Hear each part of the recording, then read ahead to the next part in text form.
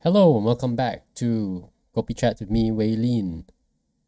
Today, check this out. In 2020, Dow Chemicals and Sport Singapore, a government organization to promote sports, to manage, oversee sports in Singapore, partnered to divert 300,000 pairs of shoes away from landfills into new sports infrastructure, which in this context refers to AstroTurf. It was a remarkable project, first of its kind, and there were high hopes for this. You can see here in the press release, Dow and National Sports Agency Sport Singapore announced a pioneering partnership to catalyze a circular economy, blah, blah, blah. That's jargon that I don't really want to dive into. So Dow will provide the technological and R&D expertise. Sport Singapore, of course, would be the local partner responsible for coordinating collection of the shoes, delivering them, getting them processed, and so on. A quote given by a leader in the project says, "Others see an old shoe, we see the future." This was, I think, given by the CEO of Sport Singapore. Yes, you can see here, Mr. Lim said, "Project demonstrates how we can all play a meaningful part in workable real-world solutions that champion sustainability in our fields of endeavor." High hopes indeed, right? So, you know where this is going, don't you? Just 2 days ago, Reuters released a report. You can see here, February 25th. Sorry, 3 days ago from today. Dow and the Singapore government said they were transforming old sneakers into playgrounds and running tracks. And they put 11 hidden trackers inside donated shoes. And said most of them got exported instead. Let's dive into it. So some of the shoes ended up on the Indonesian island of Batam. Small location tracker, which I read somewhere, can't recall where, sorry, that it was an AirTag, the Apple AirTag, a great device, and was used in this case to track the destination of the shoes.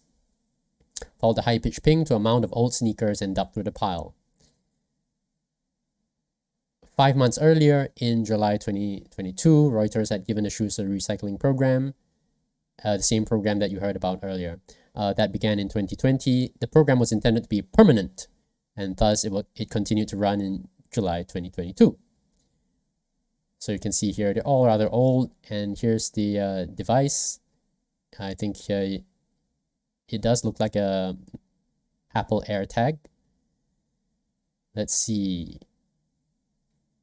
Within weeks, the blue Nikes have left Singapore and were traveling by sea to Batam Island. Batam is really close by to Singapore. Nearly all the tag shoes ended up in the hands of a company called Yoke Impex Private Limited, Singaporean second-hand goods exporter. So that's very unfortunate. They used a smartphone app to trace the movement of each shoe and ended up, from crowded bazaars in Jakarta to Batam, and 4 pairs ended up too remote for Reuters to even track down. The 11th pair remains in Singapore, but their fate is not what was promised. They ended up in a public housing project.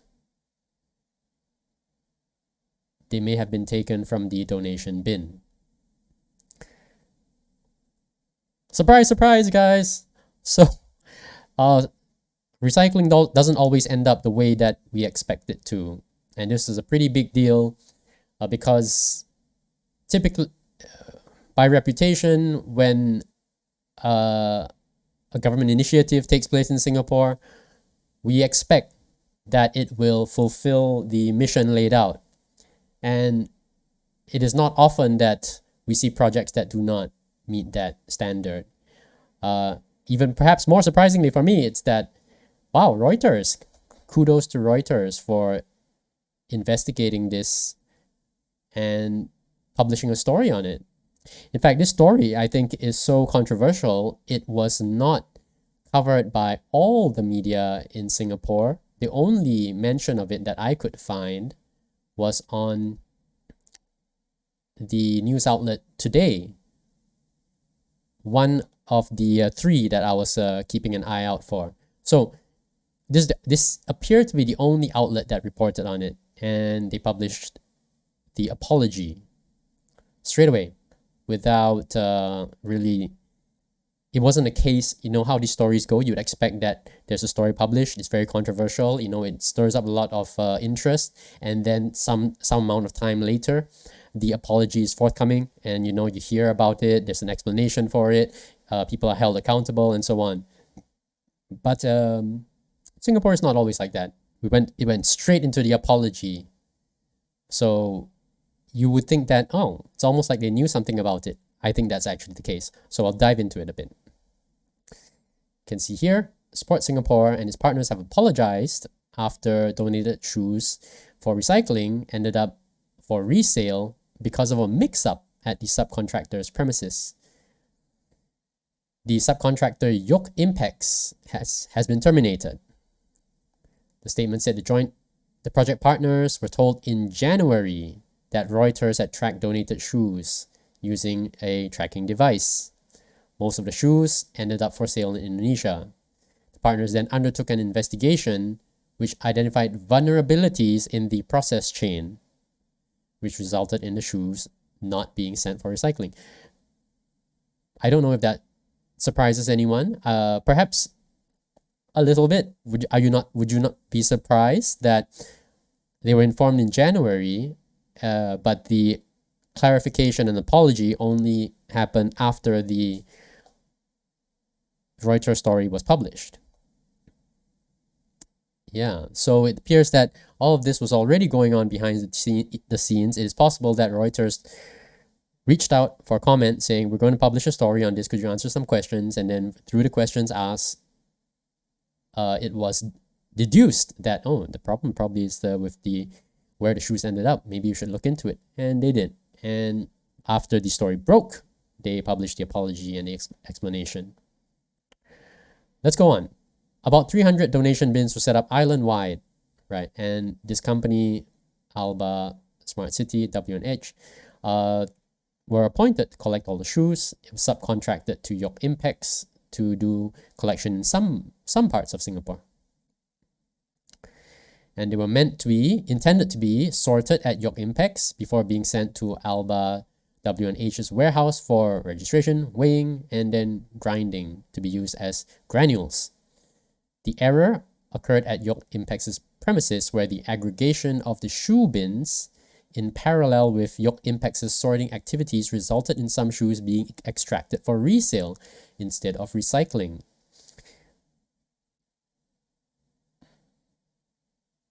That's a little unclear to me.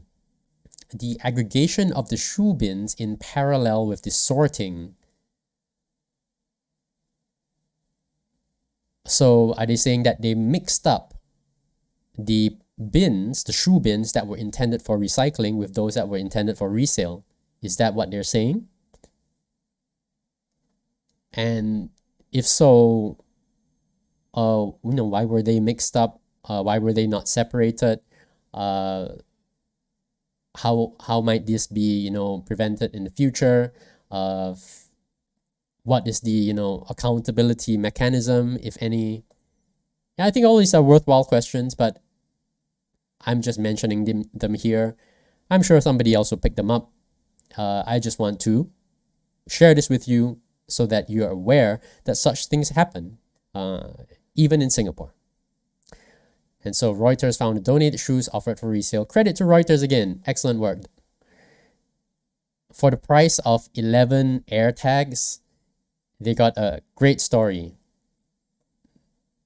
I wonder how much that cost. Never mind. The program aimed to divert at least 170,000 pairs of shoes away from landfills each year. Right. So far, 10,000 kilos of used shoes have been recycled into material use in facilities such as the Kallang Football Hub and a sport facility under construction in Jurong Town. Now from here, I think it sounds like they're just two facilities using the granulated rubber, which is not a lot.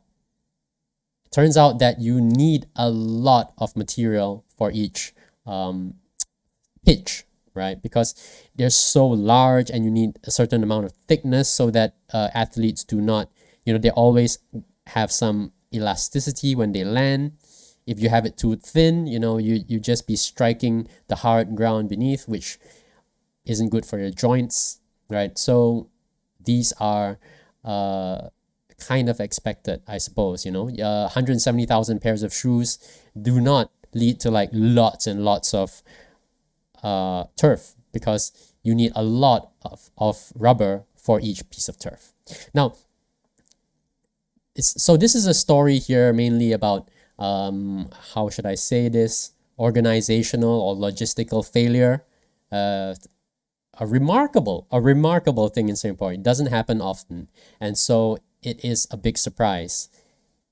The apology is good to have, and my savvy viewers will note that in Singapore you'd expect that there'll be more talk about steps to prevent such occurrences in the future, which have not been forthcoming. Perhaps they'll come at a later date. Who knows, right? Now, there is an interesting health-related angle to this, ironically, because this is the agency Sport Singapore, which is, I suppose, a really health-oriented agency. Now, in Boston, last year, September of last year, they banned artificial turf in parks due to toxic forever chemicals. I had made a video about this before. I'll probably put it in the description. Check it out there if you're interested. Watch it. And let's get further into this. So the city joins a growing number across the US in limiting the use of artificial turf made with dangerous PFAS compounds. So Boston's Mayor Michelle Wu ordered no new artificial turf to be installed in city parks, making Boston the largest municipality in a small but growing number around the nation to limit the use of the product because it contains dangerous chemicals. Well, what exactly is the danger here? Let's find out. All artificial turf is made with toxic PFAS compounds, and some are still produced with ground-up tires that can contain heavy metals, benzene, VOCs, meaning volatile organic chemicals, and other carcinogens that can present a health threat. That is remarkable, isn't it? So here they specifically mention ground-up tires, and that is an important distinction to note, because in the Singapore case, it's just about ground-up shoes, not tires. So you may think, Wei Lin, I got you there. You can't be talking about, you can't conflate the two things. Tires and shoes entirely different. Tires mean, they're on the roads all day. They're who knows what kind of things they're picking up off the ground before they are finally processed, right? Shoes, less so, right? They're not going to be rolling in it. Running shoes won't be in and out of industrial chemical plants every day, all day, every day, unlike, tires on vehicles. Absolutely true. Now, please allow me to explain myself. The McGill University also has an article published on this. Artificial turf, real issues. So what do they say about it? Here we go. Infill, composed of sand and granules of crumb rubber made by grinding old rubber tires and the soles of athletic shoes into pellets, keep the fibers upright and provide shock absorbency. This would eventually become the subject of much heated debate. At issue is that tires are made of a mix of natural and synthetic rubbers and contain an incredibly complex array of chemicals ranging from natural contaminants such as lead to zinc oxide used in the vulcanization process, which is to make the rubber hardier,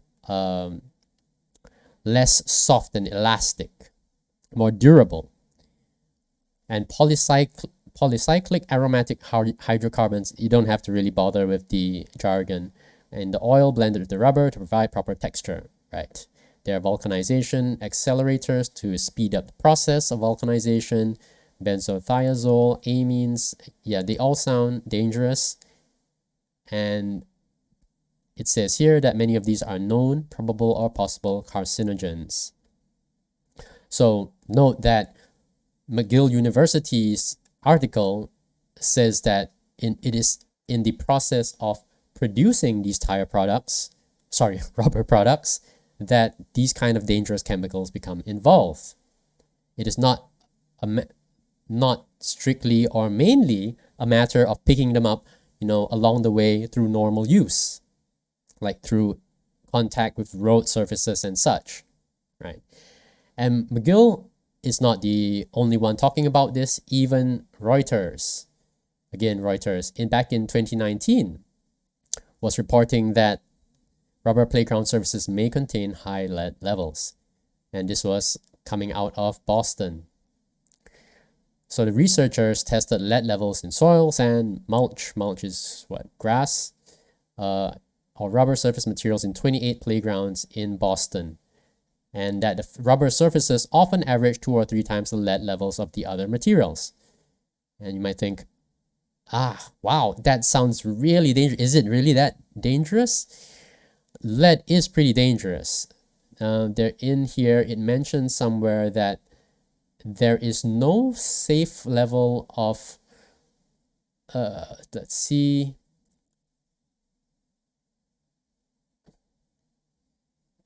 right. Children are especially vulnerable to lead exposure because they spend a lot of time on the ground, touching things, putting their hands in their mouths. Let's see.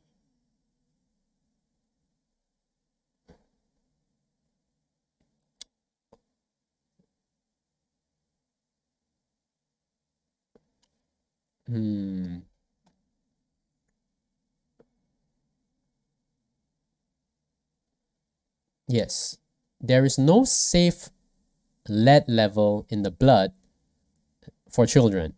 That is, any amount of lead is considered harmful. And this is something that emerged from research into lead exposure from the time that petrol, automobile petrol used to contain lead. It was found that, the researchers kept going, okay, this is what we discovered. What are the effects? This is the level we discovered. What are the effects on children's health, their development? And then as they kept the study going on, okay, this is what we found. As there was less and less lead exposure because we cleaned up the vehicle emissions, we found that there was less and less. But throughout, it was discovered that there was no level at which the harms associated with lead were eliminated. It found that, any level that we could measure appeared to correlate with harms to children. Thus, leading conclusion that there is no safe level. Any exposure is bad. Thus, this report. So, do all of them contain lead? I don't know. That's an open question. That's a pretty darn good question, to which I think I don't have an answer for that. There's a risk here, and it's hard to quantify because different brands of shoes will be made in different ways with different processing, different kind of vulcanization chemicals, adhesives for the soles of the shoes, and so on. So we may want, we may think that, okay, we'd be getting shoes, and we would, being in Singapore, you wouldn't expect that the shoes would have harmful chemicals associated with them. But because they are recycled, they're collected, you can't identify their origin, right? Somebody may have bought them somewhere else outside Singapore, wore them into Singapore before throwing them away, thinking that, if I throw away my shoes, they just get recycled or disposed of in a landfill without thinking about it twice. And that opens up the possibility for shoes made with unsafe practices to creep into the recycling program. So there is a risk, which I don't know if it has been considered. Dow Chemical is a partner in the project, so we would expect that they would have some input into this, but no statement has been made as far as I can tell. I'll update the story as it goes along. But this is a risk, and you should know that the city of Boston has decided that this is a risk we're not willing to bear, so they've banned it. Now, to wrap things up, it is somewhat notable that there are studies showing harm to shoe manufacturing workers. Now, this study is from Iran, but there are other studies, numerous in fact, from the United States. But this is just the one that I wanted to highlight. So rest assured, I've looked into it. There are other studies. In fact, I'll put another link into the description. But this is, I think, sufficiently representative that I can just give you a quick overview, very brief. Right, so here, background, hazardous chemical substances such as adhesives containing benzene and toluene are used in the manufacturing process. Yes, because they are powerful adhesives, right? They really glue the sole and the rest of the shoe together. And what they found was that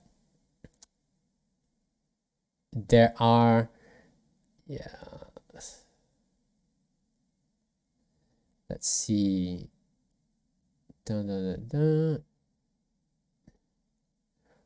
shoemakers in 4 task groups did not have statistically significant differences in exposure to benzene and toluene. The severity of shoemakers' exposure was significantly correlated with the number of shoes and amount of glue used for the process. Yes. Considering, and the conclusion was that there is a high level of personal exposure among the groups to benzene and toluene, and this leads to an unacceptably high risk of cancer and non-cancer diseases in these subjects. Thus, work conditions for shoemakers must be improved. So we know now that exposure to benzene, toluene, to these adhesives containing volatile organic compounds is really bad for health. Now, the workers are exposed to it in a different form. That is, they're volatile chemicals, meaning they can, how should I say this? They get into the air and can be inhaled. That's what I mean by them being volatile. And that can harm your health. Now, once they are, the shoe is made though, all the adhesives are set and they are no longer volatile. The rubber as well is all set, it's not going to get into your lungs as you're running around, outside. The risk, of course, now becomes the case of if you turn into granules, you grind it up, does that then let it get into your body when you're playing on the AstroTurf? Because when you're playing on your AstroTurf, maybe all the particles, some of it becomes dust, and some of that could enter your body. The risk here is not known yet. To be perfectly honest, I looked it up. Boston is one of the cities that decided we can't take this risk. And it appears to be that other cities have, are withholding judgment. That is, we don't know. And there are benefits to using AstroTurf, because if you use normal grass, what tends to happen with repeated use, like long-term use, is that the grass will just get ground down, and you'll just get a bare patch of dirt where the grass used to be. If people are running over it all the time, kicking balls, falling onto it, that happens. And then that becomes hard ground, which is painful and it's terrible to play on. But if you use AstroTurf, it is very difficult for it to be ground down by, kicking and running. So even after intensive, long-term use, it will kind of stay, be present and continue to give you a nice soft ground to play on. But the risk associated with, the chemical exposure had not been well considered up to this point. So here we are. One scandal leading into knowledge of another problem. So guys, that's all I have for you today. I wanted to share this with you. I think this is an evolving topic, which makes it super interesting.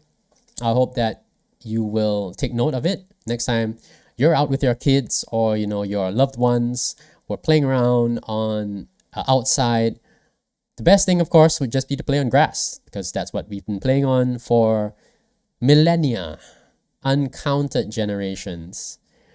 AstroTurf, while convenient, and safer than playing on concrete, comes with a set of risks. Now, some say that the amount of exposure is negligible, and that has actually been found in some studies. Others say that, well, there's no safe threshold for some things like lead, and you should avoid it at all costs. What you decide ultimately comes down to you. And I feel like this is one of those things that we could drag on for a long, long time. I think if you're old enough, you remember how regulations seem to take a long time to catch up to the knowledge that lead in petrol was harmful. And then after that, tobacco products and secondhand smoke were harmful.